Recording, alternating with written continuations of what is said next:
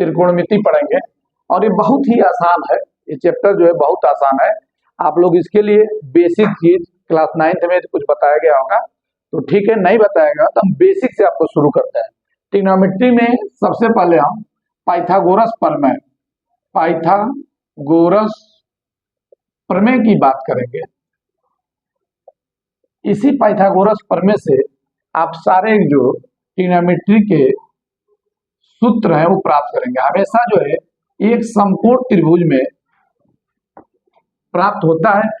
समकोण त्रिभुज में ए से बी को हम आधार कहते हैं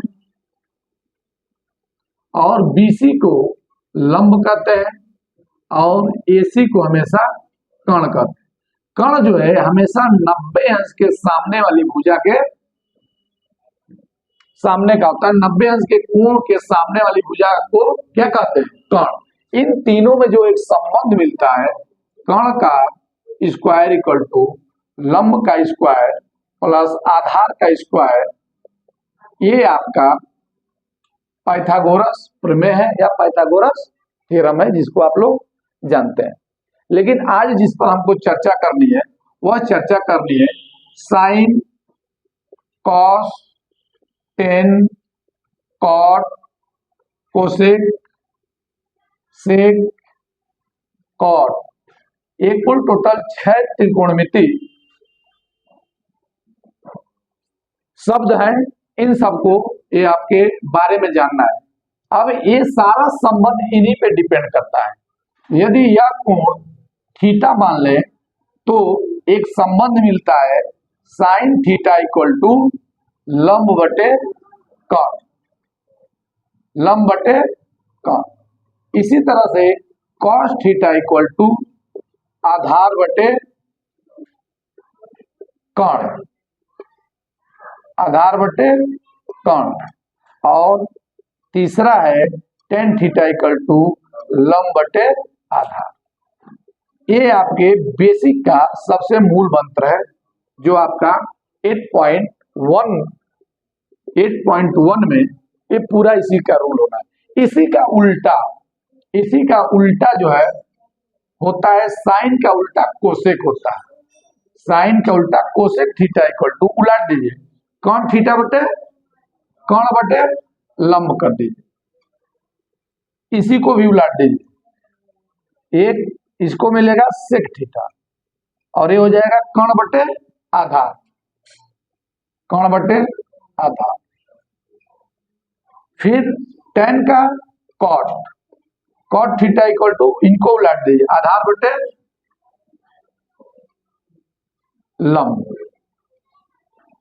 इस तरह से ये आपके कुल टोटल जो है 6 त्रिकोणमिति जो है अनुपात ये है, 6 त्रिकोणमिति अनुपात हैं जिस पर जो है आपका 8.1 डिपेंड है। सबसे पहले आपको बस विशेष ध्यान देना है कि यदि कोई भी त्रिभुज लेंगे वह सबसे पहले समकोण त्रिभुज लेंगे। यह कोण 90 अंश होगा, ए होगा, बी होगा और सी होगा। हमेशा जो लिखेंगे कोण ए बी सी बराबर 90 अंश या 90 डिग्री, तो आप ध्यान रखिएगा जो बीच में होता है वो उसी का मान होता है, जो बीच में होगा उसी का मान होगा। यदि हम लिख देते हैं कोण ए सी बी बराबर 90 अंश और फिगर इसको अप्लाई करते हैं, ये सी 90 अंश नहीं है और यह फिगर आपका, यह कहना आपका सदैव गलत है। और ये दो न्यून कोण होते हैं, यह कोण और यह कोण न्यून कोण होते हैं।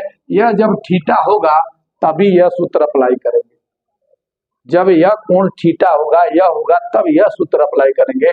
कभी कभी यह जो है इसको थीटा जब मान लिया जाएगा, जब इसको थीटा मान लेंगे तो आप ध्यान रखिएगा 90 अंश के सामने का कोण तो हमेशा एक कर्ण का काम करेगा, लेकिन जब थीटा इसको माने तो ये अब आधार का काम करेगा और उसके बाद यह लंब का काम करेगा। जब इसको आप थीटा मानेंगे यह भुजा जो है आधार का काम करेगा और ये भुजा लंब का काम करेगा। लेकिन 90% केसेज में यही फिगर जो है हम लोग अप्लाई करते हैं ताकि ये सीधा सीधा रहे। हम लोग यदि ये बनाया भी रहता है तो हम ऐसे बना देते हैं कि ये यहाँ पर आ जाए। इसके लिए आपको यह जो है त्रिकोणमितीय अनुपात जो है आपको जानना होगा। एक छोटा सा क्वेश्चन यही ले रहा है, यदि एक क्वेश्चन है, यदि tan थीटा इक्वल टू 1/√2 तो cos theta, cot theta, sin theta का मान ज्ञात कीजिए, तो इसके लिए आपको कुछ नहीं करना है, बस आपको करना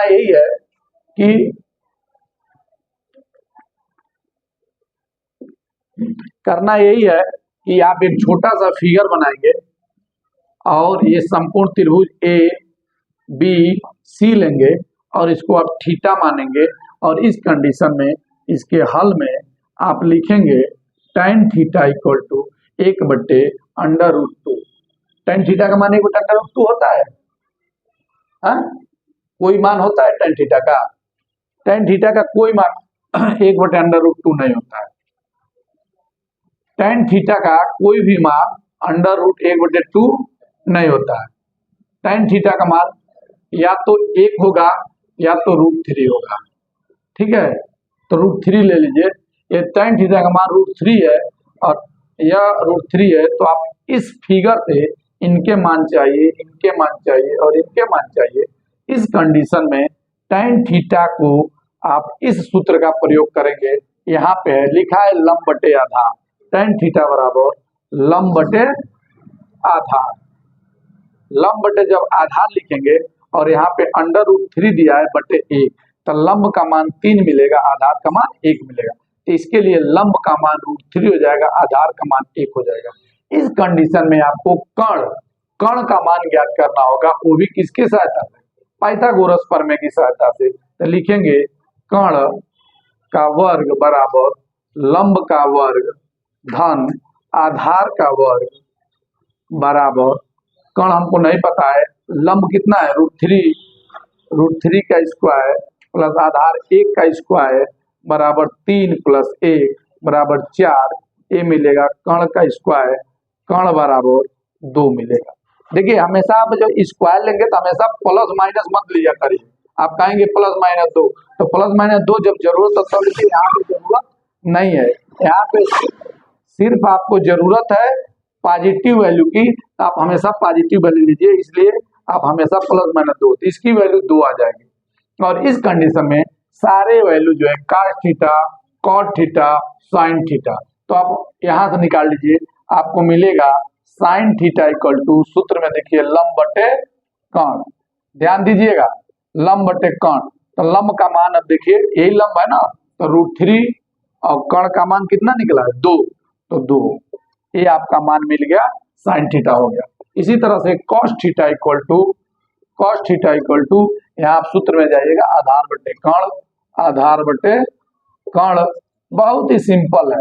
आधार बटे कर्ण मतलब आधार कितना है 1 और कर्ण कितना है 2, तो 1/2 और आगे एक और बचा है cot थीटा। तो cot थीटा को बहुत देखने की जरूरत नहीं है, आपको पता है tan थीटा का उल्टा होता है। tan थीटा का मान √3 दिया है, उलट देंगे 1/√3 कर देंगे, ये मिल जाएगा cot थीटा का। इस तरह से आपके ये सारे त्रिकोणमितीय अनुपात इस फार्मूले से आपको मिल जाएंगे। इसमें कोई भी कंफ्यूजन आपको नहीं होनी चाहिए। मात्र 3 चीज का ध्यान देना है, पहला पाइथागोरस प्रमेय, दूसरा संपूर्ण त्रिभुज, तीसरा यदि थीटा यहाँ हो तो सारे बदल जाते हैं। यहाँ पे थीटा का आधार इसको बोलते हैं, लंब इसको, कर्ण फिक्स रहेगा और 90 अंश के सामने वाली भुजा होगी। यदि थीटा है तो इसके लिए लंब होगा, इसके लिए आधार होगा, इसके लिए कर्ण होगा, और इस परिप्रेक्ष्य में फिर हम साइन का थीटा का मान निकाल लेंगे। ठीक है, तो इस तरह से इसको आप नोट कर लीजिए, ये आपका गलत है, इसको आप नोट कर लीजिए, फिर आगे का जो है इसके बाद आप नोट करने के बाद बनाते हैं। ठीक है।